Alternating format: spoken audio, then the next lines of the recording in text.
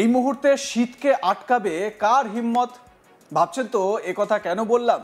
কারণ এখন বাংলায় অবাধে উত্তর পশ্চিমে শীতল হাওয়া ঢুকছে, যার জন্য বেশ ভালোই শীত অনুভূত হচ্ছে বাংলায়। আর আবহাওয়া দপ্তর বলছে আপাতত কয়েকদিন বাংলায় বৃষ্টির কোনো সম্ভাবনা নেই। তাই উইকেন্ডে যে শীত 4-6 হাঁকাবে তার বলার অপেক্ষা রাখে না। কলকাতায় তাপমাত্রার পারদ 15 ডিগ্রি সেলসিয়াসের কাছে ঘোরাফেরা করছে। আর পশ্চিমের জেলাগুলোতে তো ঠান্ডা, আরও ঠান্ডা, কনকনে ঠান্ডা কাকে বলে। সেখানে তাপমাত্রার পারদ নেমেছে 10 ডিগ্রিতে। শ্রীনিকেতনে সর্বনিম্ন তাপমাত্রা নেমেছে 9 ডিগ্রিতে। আর এই শীতের সঙ্গে ভেলকি নাচ দেখাচ্ছে কুয়াশার দাপট। উত্তরবঙ্গে কুয়াশার জন্য দৃশ্যমানতা 200 মিটারের নিচে নেমেছে। সকালের দিকে বেশ ভালো কুয়াশার দাপট রয়েছে, আর বেলা বাড়ার সঙ্গে সঙ্গে কাটছে সেই শীতের চাদর। কুয়াশার সম্ভাবনা বেশি রয়েছে দার্জিলিং, জলপাইগুড়ি, আলিপুরদুয়ার, কোচবিহারে। পার্বত্য এলাকায় কুয়াশার সম্ভাবনা বেশি থাকবে। দার্জিলিংয়ে 5 ডিগ্রি সেলসিয়াসের ঘরে তাপমাত্রা, মালদায় 16 ডিগ্রির ঘরে পারদ। আগামী 7 দিন তাপমাত্রা একই রকম থাকবে বলে জানিয়েছে আলিপুর আবহাওয়া দপ্তর। আলিপুর আবহাওয়া দপ্তর সূত্রে খবর, চলতি সপ্তাহ থেকে দক্ষিণবঙ্গে জমিয়ে শীতের আমেজ। তাপমাত্রা অনেকটাই কমেছে, স্বাভাবিকের নিচে রাত ও দিনের তাপমাত্রা। শীতের আমেজ বাড়ছে। আগামী 7 দিন এমনই থাকবে তাপমাত্রা। বড়সড় তাপমাত্রা পরিবর্তনের সম্ভাবনা কম।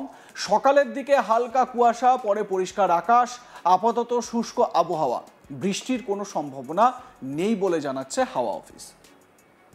হাওয়া অফিস সূত্রে খবর, মহানগরে অর্থাৎ কলকাতায় সকালে হালকা কুয়াশা থাকবে। এবং যেটা আমরা খেয়াল করছিও, প্রত্যেক দিন আপনারা যখন ঘুম থেকে ওঠেন, যারা একটু ভোর ভোর ঘুম থেকে ওঠার অভ্যেস যাদের রয়েছে, তারা নিশ্চয়ই কুয়াশাটা সকাল সকাল বেশ ভালোই দেখতে পাচ্ছেন। আর তার সঙ্গে যে পশ্চিমী হাওয়া, একেবারে কনকনে হাওয়া, সে তাতে করে কিন্তু বেশ ঠান্ডা অনুভূত হচ্ছে। পরে পরিষ্কার আকাশ, শুষ্ক আবহাওয়া, বৃষ্টির কোনো সম্ভাবনা নেই। সকাল সন্ধে শীতের আমেজ, দিনেও শীতের অনুভূতি। রাত ও দিনের দুটো সময়ের তাপমাত্রা স্বাভাবিকের নিচে। শীতের আমেজ চলবে।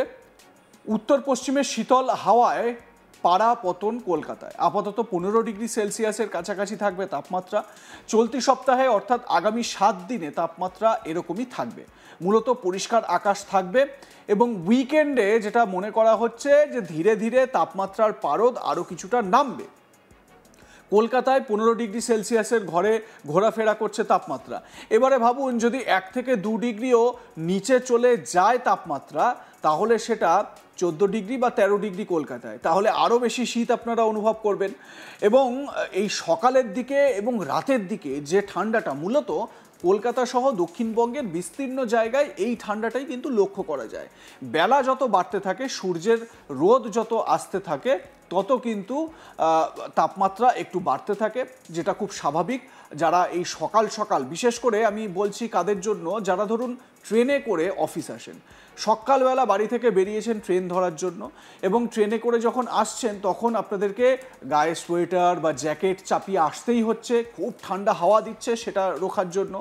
এইবারে অফিস পৌঁছতে পৌঁছতে, শিয়ালদা বা হাওড়া, সেইখানে নেমে অফিস পৌঁছতে পৌঁছতে টেম্পারেচার একটু বাড়ছে, তার কারণ সূর্যের রোদ চড়া হচ্ছে।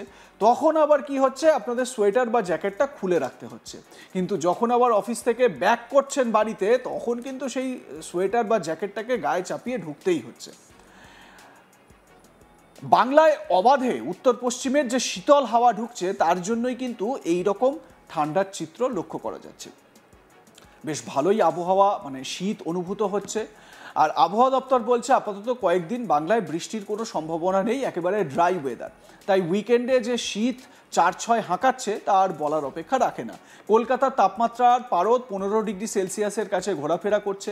আর পশ্চিমের জেলাগুলোতে তো আরও ঠান্ডা, সেখানে তাপমাত্রার পারদ নেমে গেছে 10 ডিগ্রিতে।